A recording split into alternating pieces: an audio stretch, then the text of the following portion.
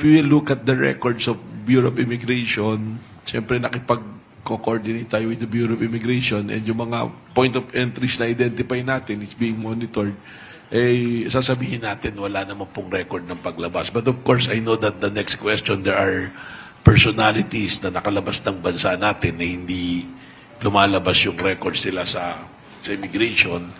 So, alam naman natin po yung parang yung ating geographical contour natin, talagang there are lots of point of entries and exits, sometimes that we cannot monitor. But we are getting leads every day na ang sinasabi is nandirito pa rin po siya sa Pilipinas. No? So, we have dedicated a team, actually teams, to track Senator Bato.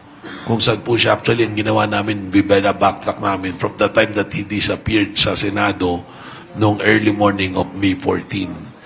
At the same time, we already ordered yung lahat ng district and regional offices to do their own monitoring po sa kanilang respective areas. Apart from the dedicated team, a tracking team to go after, to locate Senator Bato de la Rosa.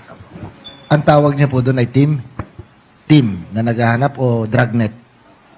Well, you can call it whatever it is, but it's a team that will try to locate and effect the arrest of Senator Bato de la Rosa.